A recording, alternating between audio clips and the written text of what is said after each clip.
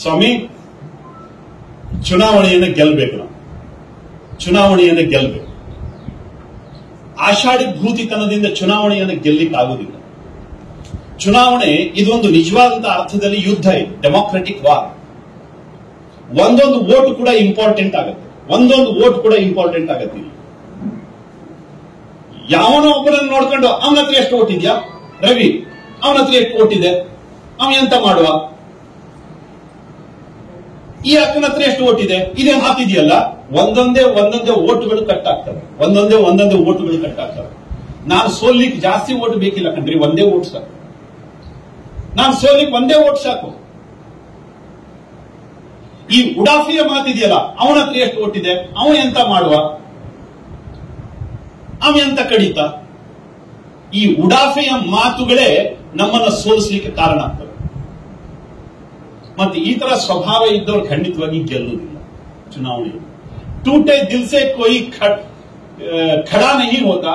Yogesh exotic vegetable ಕೃಷಿಯಲ್ಲಿ ಎಕರೆಗೆ 5 ಲಕ್ಷ ಗಳಿಸ್ತಿದ್ದಾರೆ. ನೀವು ಕೂಡ ಅವರಿಂದ ಕಲಿಬೇಕಾ? ಅವ್ರ ಜೊತೆ ವಿಡಿಯೋ ಕಾಲ್ ನಲ್ಲಿ ಮಾತಾಡಬೇಕಾ? ಈಗಲೇ ಫ್ರೀಡಮ್ ಆಪ್ ಡೌನ್ಲೋಡ್ ಮಾಡಿ. ಛೋಟೆ ದಿಲ್ ಸೆ ಕೋಯಿ ಬಡಾ ನಹೀ ಹೋತಾ.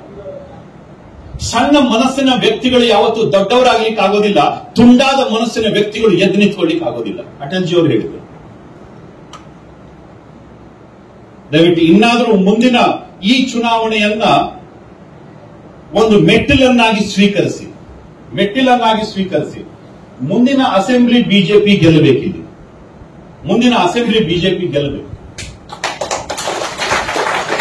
ಇದಕ್ಕೆ ಬೇಕಾಗಿರೋ ಫೌಂಡೇಶನ್ ಸ್ಟೋನ್ ಈ ಚುನಾವಣೆಯಿಂದನೇ ಹಾಕೊಂಡು ಹೋಗ್ಬೇಕು. ನಾವೇನ್ ಪರ್ಮನೆಂಟ್ ಅಲ್ಲ, ಗೊತ್ತಿರಲಿ. 100% ಮೊದಲೇ ಹೇಳಿದ್ದೆ, ಈಗಲೂ ಮತ್ತೊಮ್ಮೆ ಹೇಳ್ತಾ ಇದ್ದೀನಿ, ದೇವಸ್ಥಾನದಲ್ಲೇ ಹೇಳ್ತಾ ಇದ್ದೀನಿ, ನಾನು ರಾಜಕಾರಣಿಯಾಗಿ ಹುಟ್ಟಿಲ್ಲ, ರಾಜಕಾರಣಿಯಾಗಿ ಸಾಯುವುದಿಲ್ಲ. ಸ್ವಾಮಿ, ಚುನಾವಣೆಯನ್ನು ಗೆಲ್ಲಬೇಕು. ನಾವು ಚುನಾವಣೆಯನ್ನು ಗೆಲ್ಲಬೇಕು. ಆಷಾಢಿ ಭೂತಿತನದಿಂದ ಚುನಾವಣೆಯನ್ನು ಗೆಲ್ಲಿಕ್ಕಾಗುವುದಿಲ್ಲ. ಚುನಾವಣೆ ಇದೊಂದು ನಿಜವಾದಂತಹ ಅರ್ಥದಲ್ಲಿ ಯುದ್ಧ ಇದೆ, ಡೆಮಾಕ್ರೆಟಿಕ್ ವಾರ್. ಒಂದೊಂದು ವೋಟ್ ಕೂಡ ಇಂಪಾರ್ಟೆಂಟ್ ಆಗುತ್ತೆ. ಯಾವನೋ ಒಬ್ಬರನ್ನು ನೋಡ್ಕೊಂಡು ಅವನ ಹತ್ರ ಎಷ್ಟು ವೋಟ್ ಇದೆಯಾ, ರವಿ ಅವನ ಹತ್ರ ಎಷ್ಟು ವೋಟ್ ಇದೆ, ಅವ ಎಂತ ಮಾಡುವ, ಈ ಅಕ್ಕನ ಹತ್ರ ಎಷ್ಟು ವೋಟ್ ಇದೆ, ಇದೇನು ಹಾಕಿದೆಯಲ್ಲ. ಒಂದೊಂದೇ ವೋಟ್ಗಳು ಕಟ್ ಆಗ್ತವೆ. ನಾನು ಸೋಲಿಕ್ಕೆ ಜಾಸ್ತಿ ವೋಟ್ ಬೇಕಿಲ್ಲ ಕಣ್ರಿ, ಒಂದೇ ವೋಟ್ ಸಾಕು. ಈ ಉಡಾಫಿಯ ಮಾತಿದೆಯಲ್ಲ, ಅವನ ಹತ್ರ ಎಷ್ಟು ವೋಟ್ ಇದೆ, ಅವ ಎಂತ ಮಾಡುವ, ಅವ ಎಂತ ಕಡಿತ. ಈ ಉಡಾಫೆಯ ಮಾತುಗಳೇ ನಮ್ಮನ್ನ ಸೋಲಿಸಲಿಕ್ಕೆ ಕಾರಣ ಆಗ್ತವೆ. ಮತ್ತೆ ಈ ತರ ಸ್ವಭಾವ ಇದ್ದವರು ಖಂಡಿತವಾಗಿ ಗೆಲ್ಲುವುದಿಲ್ಲ ಚುನಾವಣೆಯಲ್ಲಿ. ಟೂಟೆ ದಿಲ್ ಸೆ ಕೋಯಿ ಖಡಾ ನಹೀ ಹೋತಾ, ಛೋಟೆ ದಿಲ್ ಸೆ ಕೋಯಿ ಬಡಾ ನಹೀ ಹೋತಾ.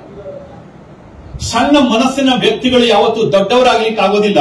ತುಂಡಾದ ಮನಸ್ಸಿನ ವ್ಯಕ್ತಿಗಳು ಎದ್ದು ನಿಂತ್ಕೊಳ್ಳಿಕ್ಕೆ ಆಗೋದಿಲ್ಲ. ಅಟಲ್ಜಿ ಅವರು ಹೇಳಿದರು. ದಯವಿಟ್ಟು ಇನ್ನಾದರೂ ಮುಂದಿನ ಈ ಚುನಾವಣೆಯನ್ನ ಒಂದು ಮೆಟ್ಟಿಲನ್ನಾಗಿ ಸ್ವೀಕರಿಸಿ. ಮುಂದಿನ ಅಸೆಂಬ್ಲಿ ಬಿಜೆಪಿ ಗೆಲ್ಲಬೇಕಿದೆ.